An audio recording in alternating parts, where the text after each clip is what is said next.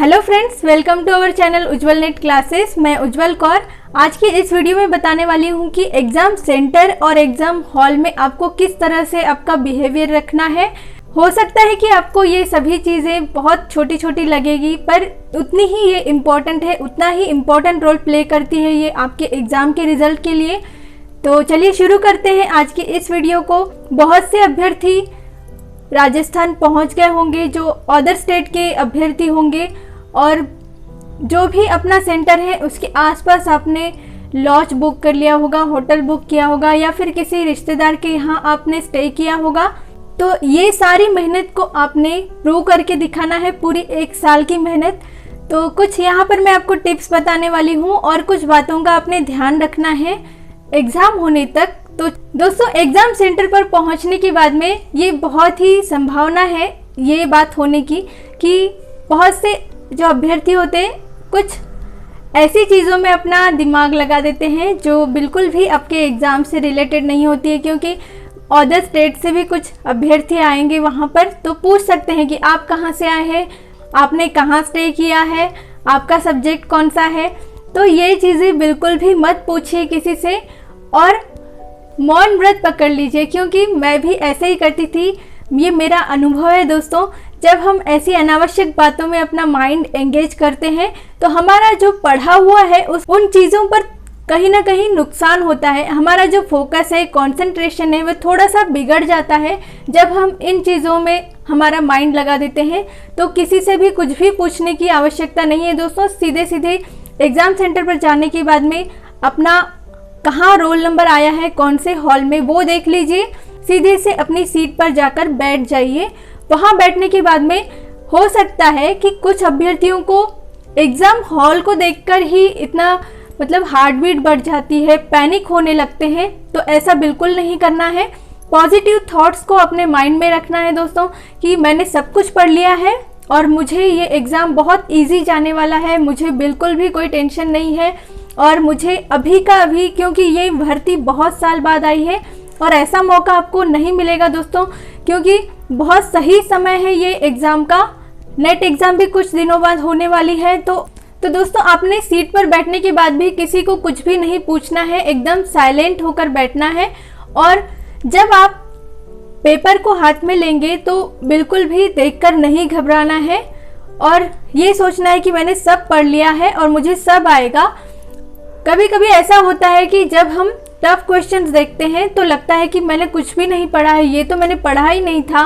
तो ऐसे क्वेश्चंस को देखकर क्या रिएक्शन होना चाहिए आपका कि ठीक है, मुझे ये नहीं आता है, इसमें थोड़ा सा वक्त लग रहा है, मैं इसे बाद में अटेम्प्ट करूँगी।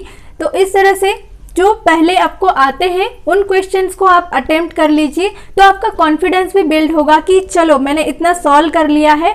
मुझे अब देखना है कि क्या चीज़ें छूटी हुई है, और उन्हें साइलेंटली आपने आराम से बहुत ही माइंड को शांत रखते हुए उन्हें अटेम्प्ट करना है।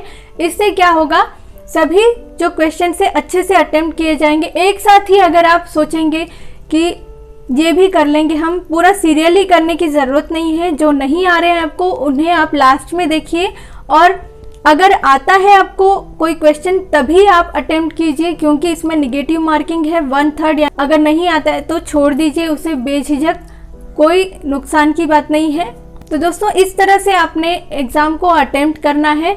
और बहुत से लर्नर्स के मन में सवाल होगा कि ऑफलाइन है या ऑनलाइन है एग्ज़ाम।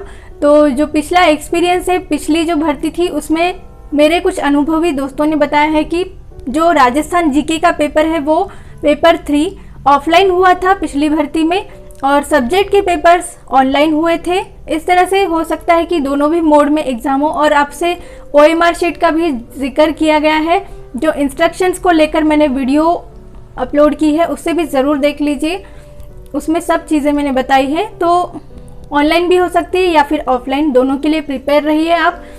और एग्ज़ाम सेंटर से निकलने के बाद में भी दोस्तों, आपने किसी से कुछ नहीं पूछना है कि आपने इस क्वेश्चन को कैसे अटेम्प्ट किया, क्या किया।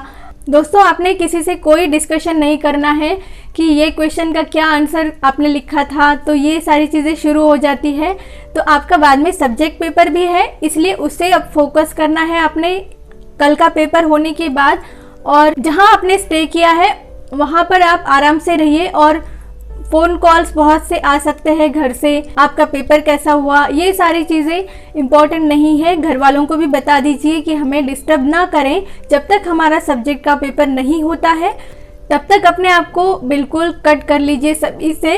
कोई बात नहीं है, कोई नुकसान नहीं होगा 2-4 दिन में, या फिर जब तक भी आपका सब्जेक्ट पेपर नहीं होता है तो एंटरटेन भी नहीं करना है खुद को किसी भी चीज़ से या फिर किसी और को अपनी बातों से। इसलिए बस माइंड में सोचते रहना है कि हमने ये पढ़ा है वो पढ़ा है। ज़्यादा भी स्ट्रेस नहीं लेना है, बिल्कुल भी आराम से रहना है आपने। आप सॉन्ग सुन सकते हैं, कोई भी बुक खोल के देखने की ज़रूरत नहीं है। थोड़ा सा आपका माइंड अच्छे से चलने लगेगा। और एक खास बात है दोस्तों, बहुत ज़रूरी है, आज रात को आपने बहुत जल्दी से सो जाना है क्योंकि आपका मॉर्निंग का पेपर है, 10 बजे आपका पेपर है। तो आपकी 7 से 8 घंटे की नींद पूरी होना बहुत ज़रूरी है एग्ज़ाम के लिए। अगर आप अच्छी नींद लेते हैं तो आपसे सिली मिस्टेक्स नहीं होंगी, क्योंकि नींद पूरी ना करने की वजह से भी बहुत सारी मिस्टेक्स हो जाती है। उन्हीं को सिली मिस्टेक्स कहा जाता है और बाद में बहुत पछतावा होता है। इसलिए 7 से 8 घंटे की ज़रूर नींद अपनी पूरी कर लीजिए। और रात में कुछ भी मत देखिए यूट्यूब पर भी, और ना ही कोई बुक खोलकर देखनी है आपने, आराम से रहना है। तो यही कुछ मेरी तरफ से आपको टिप्स थी। और जो भी म्यूज़िक सब्जेक्ट के अभ्यर्थी हैं उनको मैं रिक्वेस्ट करूँगी कि पेपर होने के बाद में ज़रूर मुझसे शेयर कीजिए, क्योंकि आप पेपर घर पर ला सकते हैं। हम उसे अच्छे से एनालिसिस करके डिस्कस करेंगे सभी के साथ में। तो मेरा जो टेलीग्राम का पर्सनल आईडी है उज्जवल कौर नाम से, उस पर भी आप शेयर कर सकते हैं या पूछ सकते हैं। तो ज़रूर मुझसे पेपर को शेयर कीजिए। और सभी को उज्जवल नेट क्लासेस की तरफ से ऑल द बेस्ट, और सभी अच्छा रिजल्ट लाएंगे मैं ये आशा करती हूँ। सभी को हैप्पी जर्नी। कुछ लर्नर्स कल भी पहुँच सकते हैं मॉर्निंग में सेंटर के लिए। अगर आप वहाँ पर पहुँच गए हैं तो सेंटर आपने आज ही सेंटर देख लिया होगा, मैं ये एक्सपेक्ट करती हूँ। और सभी को all the best Ujjwal net classes की तरफ से। अगर वीडियो हेल्पफुल लगी हो तो वीडियो को ज़रूर लाइक कर दीजिए, शेयर कर दीजिए, और चैनल पर न्यू है तो सब्सक्राइब कर लीजिए। इस वीडियो को अंत तक देखने के लिए और अपना कीमती समय देने के लिए बहुत बहुत धन्यवाद।